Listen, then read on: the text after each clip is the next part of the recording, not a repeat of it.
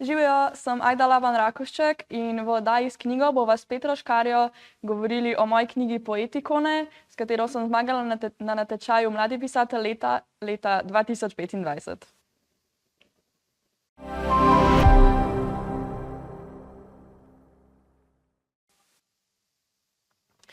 Dobrodošli v oddaji s knjigo. Zdaj jasno je, da tukaj promoviramo knjige, dobre zgodbe in s tem tudi branje in pisanje. V naši založbi smo se mnogo let, se še vedno zelo trudimo, pri mladim v bistvu prikazali, zakaj je pomembno brati pa pisati, pa tudi kaj je lepota v tem in koliko dobrega ti prinese, če res bereš.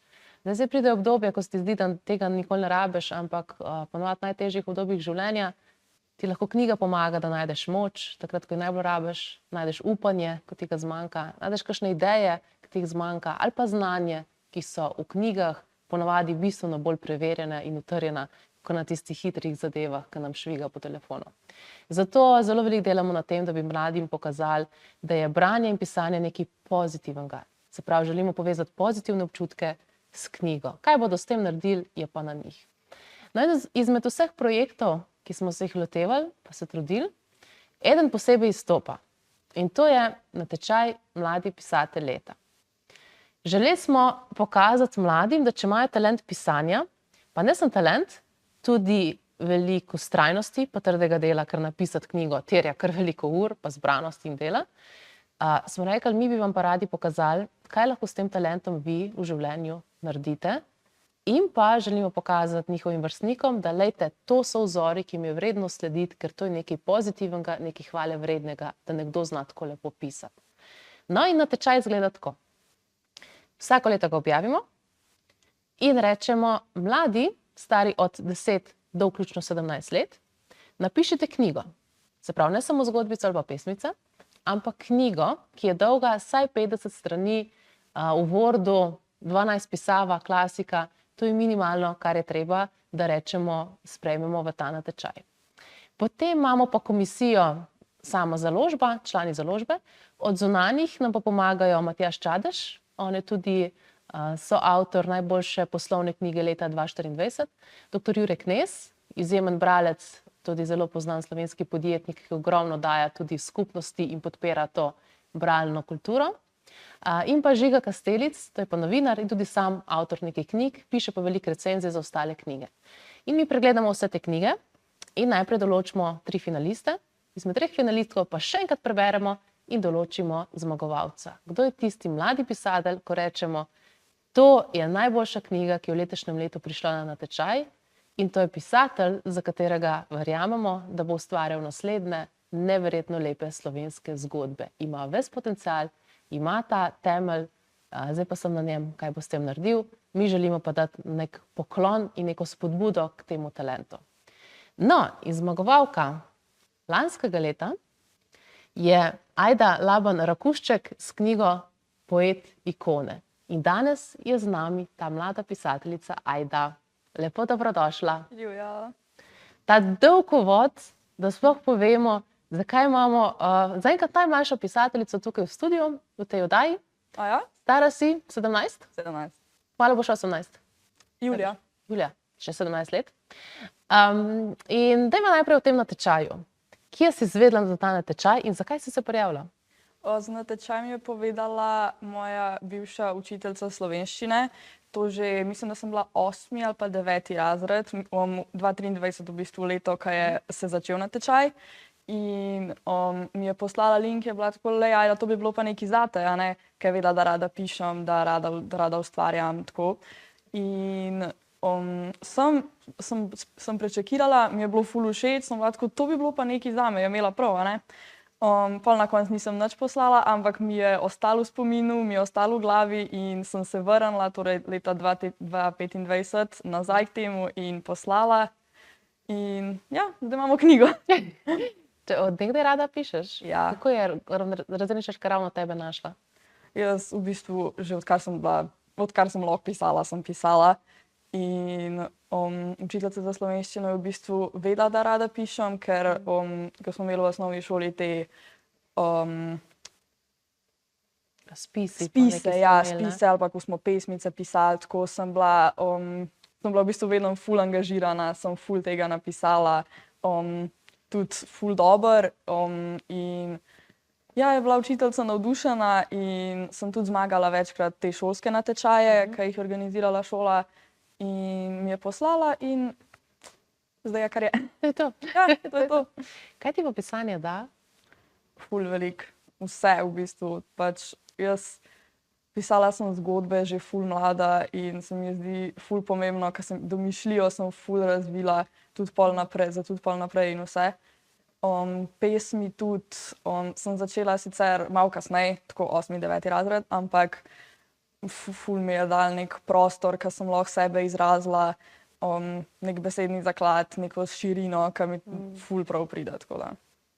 Ja, podpišem. Lepo je slišati to iz tvojih ust v 17 letih. Kaj pa, se spomniš, ko si, rekla si 2023 si izvela za natečaj, 2025 si pa napisala. Kaj se vam je zgodilo? Kaj je bilo tisto, da si rekla, zdaj pa imam zgodbo, ki jo lahko prelijem na papir? V bistvu sem začela pisati knjigo za ta natečaj 2023, ampak je zgodba šla v čisto drugo smer, kot sem mislila. In ni bila več pozitivna, ni bila več nekaj, kar bi hotela dati v svet, zato ker sem tudi jaz se začela spopadati z depresijo in temi drugimi mentalnimi zadevami. In mi je v bistvu knjiga sicer ful pomagala, da sem imela nek varen prostor, da sem lahko to dala ven in vse, ampak ni bila pa nekaj, kar bi hotela poslati. In pa sem to pustila zdaj v mojem računalniku nekje globoko spravljena. Ampak pa sem se odločila, da bom napisala nekaj novega, nekaj pozitivnega, nekaj, kar mi bo pomagalo se teh temnih misli znebiti in tako, ker jaz vse predelam čez pisanje. In sem predelala, sem predelovala zelo dolgo in so nastale poetikone. A lahko kaj več poveš, če ti je, mislim, če Ja, potem itak. govoriš o tej depresiji, zakaj misliš, da sploh je prišlo to obdobje pri tebi, pa kako si iz tega splezala? Sem s pisanjem ali je bilo še kaj drugega? Ja, jaz v bistvu ne vem, kako je prišlo do tega, pač večinoma ta stres pa vse, pa to, kar je na večini najstnikov danes, ker se jih vse več s tem spopade, itak ta pričakovanja lastna in od staršev in od okolja. In stres, šola, vse skupaj se preveč nalaga, itak so še drugi faktorji, mogoče s prijatelji ali pa s čem, ampak pri meni ni bilo tega, pri meni je bilo sam, ne vem, kar naenkrat mi je šlo na slabš in pol terapevti in zdravila in vse, ampak pisanje me je spremljalo čez vse to in mi je dalo res veliko. Kako si se pa počutila? Kaj se ti je takrat dogajalo, ko rečeš depresija? Pač zelo hude misli, imela sem tudi en poskus samomora, ne vem, rezanje, vse to, vse kar še zraven in ja, je bilo kar hudo obdobje, ampak sem vesela, da sem splezala ven. Pa je veliko tega v tvoji generaciji? Ja, se mi zdi, da vse več, tudi pač veliko vidim teh, predvsem punc, ki so v bistvu jaz dosti zgodaj dala to čez, pač te punce, ki jih jaz poznam, grejo šele zdaj in mi je res težko gledati, iz te perspektive, da jaz sem to že dala čez, one pa šele prehajajo v to in ne vem, in probam stati ob strani in probam pomagati, ampak narediš, kar lahko narediš. Kaj pa lahko take svetuješ? Recimo, da ti si šla skozi to. Ja. Če kdo razume njih, jih razumeš ti. V tem času, ne v tem okolju, s temi pritiski in vse, kar imate okoli sebe. Kaj bi rekla tistim, ki se ubadajo s podobnim? V bistvu najslabša stvar, kar lahko narediš, je, da se pretvarjaš, da se nič ne dogaja. Ali pa tako, ne vem, meni je bilo v tistem obdobju, mi je bilo tako, okej, noben ne ve, pol je vse cool, ampak vsi so vedeli, samo noben mi ni nič rekel in pa sem se jaz počutila zignorirano in da nisem dost, da mi ni dost slabo, da moja situacija ni dost težka, ni dost slaba in pol samega sebe poriva še globlje v to brezno in pač rabiš povedati ljudem, rabiš, da ljudje vejo, rabiš, da ti povejo, da to je validno, čez kar ti greš in da ne rabi biti slabš, ker je že to, da se tako počutiš, je dost slabo in je dost, da najdeš pomoč. Pa si imela kdaj občutek, da tudi če drugi vejo to plat tebe, da te gledajo drugače? Je to kaj... Meni se ni zdelo iskreno. Super. Ne vem, ljudje vidijo to, eni lahko reagirajo, eni ne reagirajo, ampak se mi ne zdi, da te gledajo dosti drugače. Je to pač postal, nažalost, nek del našega vsakdana. In po drugi strani je pa dobra informacija, da nič tazga ni, če se to nekomu dogaja v smislu, da to ni nekaj sramotnega, ni nekaj za skrivati, ampak ja, povejte, govorite o tem, to so stvari, ki se zdravijo in se pozdravijo. En kratek odmor, potem pa zdaj došle, evo, konkretno na Poetikone, ki je tudi en del tega, verjamem, da in upam, da te pomoči, da si iz tega splezala. Evo, po kratkem odmoru.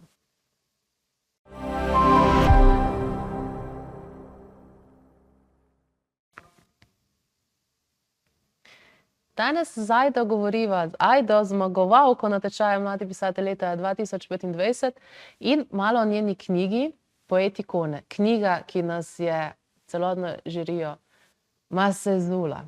Mi smo samo gledali, a lahko 17-letnica nekaj takega napiše.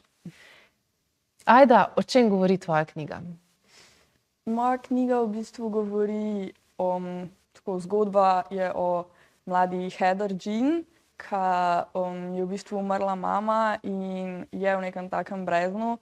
In pol pa v bistvu je tak res lep splet okoliščin, kjer spozna eno punco, Islo Aldano, in na njeni šoli se začne dobivati pesniški krožek. Ona je pa poezijo v bistvu pisala že prej in jo je pol opustila in potem v bistvu kako z vsem tem irata splezati iz tega brezna. Koliko je v knjigi resničnega, koliko je izmišljenega? Se mi zdi, da sem kar veliko sebe dala noter, kar veliko stvari, s katerimi sem se jaz spopadala, mojih misli, mojih vprašanj. Izmišljen del je v bistvu zelo majhen. Tako to o mami recimo je izmišljeno. Ja. Zdaj, tako kot sem omenila, začne se s tem, da Heather se, zdaj bomo tako rekli, marsikateri najstnik ali pa tudi starejši, se počutijo tako malo brez pomena, brez smisla, vse brez veze, tako nekako je začutiti v začetku knjige to punco. In potem slučajno zagleda neko knjigo in noter je ta poezija. Kako je bil pa zdaj ta proces, da ona iz tistega, ta poezija njo ne zanima, do tega je v tem našla smisel? Kako je ta zgodba tekla, če malo poveš? V bistvu je našla to knjigo, je imela na polici, ampak je nikoli ni brala in pol je začela postopoma brati te pesmi, sicer ne po vrsti, ker to bi bil pa commitment, kamu ona še ni bila pripravljena. In je brala pesmi in vsaka se jo je zadela globi in globi in jo opominjala, zakaj je ona to pisala, zakaj je to toliko pomenilo včasih. In pol v bistvu gre čez zgodbo, kako ona sprejme ta del sebe, kako bi poezija res lahko pomaga. Gre pa za prozno poezijo, ne? Ni nujno. Mislim, to, kar je ona brala, je bil Frank Biddard. On je v bistvu pisal prosti vers. Dosti malo stvari je bilo v bistvu pesem v prozi. Prosti vers je samo, da ni rim, ni nekega določenega verza, ampak se pač ritmiziranost doseže z asonancami, s temi stvarmi. Pesem v prozi je pa prav, da spominja na kratko zgodbo, ampak je bolj ritmizirana. In kjer je tebi ljubša? Mene je ljubša pesem v prozi, jaz tudi to ful rada pišem. Prosti vers je pa tako, če ti niso všeč stroga pesniška oblika, sonet recimo ali pa gazela, pol svobodni vers je super. Tu sama pišeš, ne, si rekla. Zdaj, zanimivo je, da imaš kar nekaj citatov noter neklasičnih, takih nepoznanih. Dobro, vzeto je z Julij Cezar, to je bolj poznano, ampak imaš tudi take, ko sem šla kar brskat, kje pa je to? To so v bistvu iz pesniških zbirk, ki jih imam jaz doma. In to v bistvu čisto naključje, iskreno. Jaz grem v konzorcij, primam pesniško zbirko, ne pogledam niti, kdo jo je napisal, sem tako, to je pa ful dober in jo kupam in preberem, pol šele različem, kdo so te ljudje. Tako da, ja, pa sem zbrala par takih, ki so mi bile všeč in sem jih dala noter. Super je, ker ponovadi sploh pri mladih, ko beremo knjige, dajo ti za najbolj klasične verze, ki jih posod najdeš, ne? Mnoga punca načitana, več širine.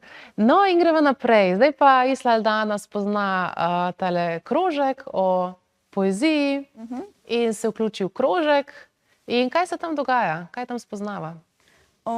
Heder se je v bistvu vključil v ta krožek, ker je vidi, da se bo začel dogajati, je sicer ful v dvomih, a ne gre ali ne gre, poljo prijatelji v bistvu spodbudijo, da lahko gre proba, da ni nič tazga.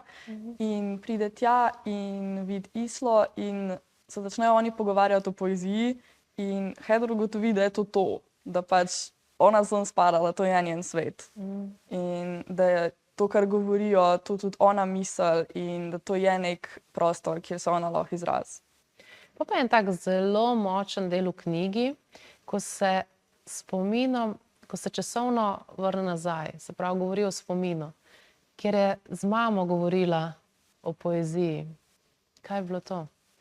V bistvu tam zvemo, da je njena mama pozna poezijo, ampak ni nujno, da jo je pisala, ni je pisala.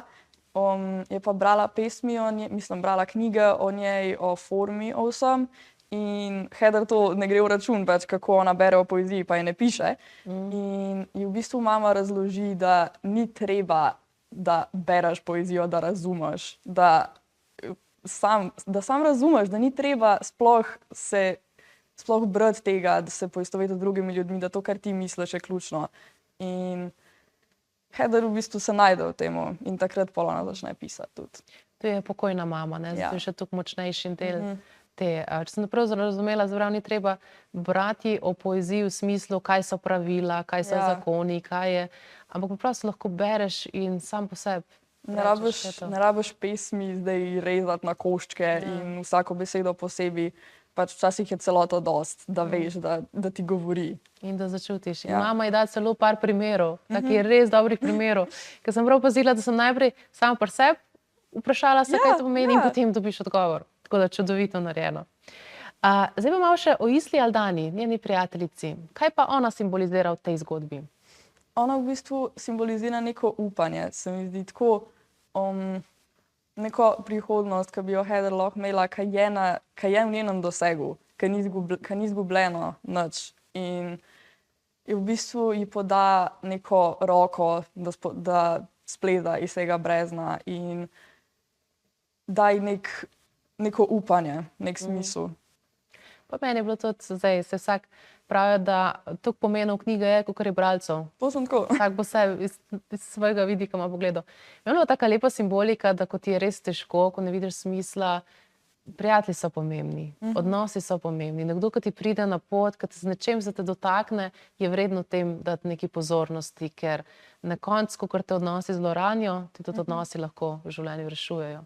In tukaj Isla je čudovito delala svojo vlogo. Ajda, še en kratek odmor, potem pa še malo o branju in pisanju med tvojimi vrstniki.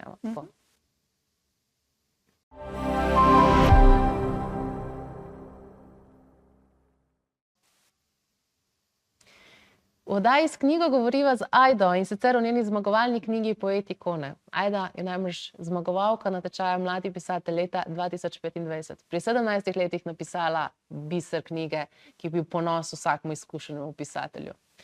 Ajda, klišejsko tako govori se, da mladi ne berete pa ne pišete. Ajda, zdaj pa ti povej, ko poznaš svoje prijatelje, vrstnike, a berete, pišete, koliko?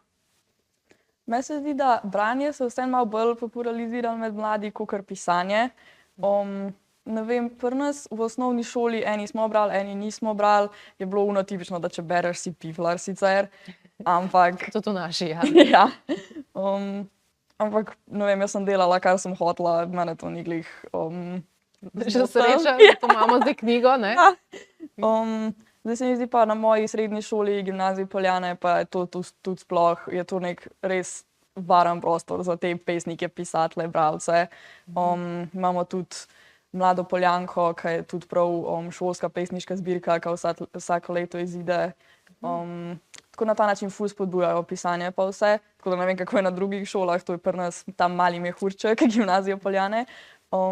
Ampak ja. To je bilo lepo na predstavitvi knjige, sem vprašala, kaj to, ne, ste ponosni? Ja, pisanje, unike bere, to je super, to je fajn. Res lepo videti, no, da se to spodbuja.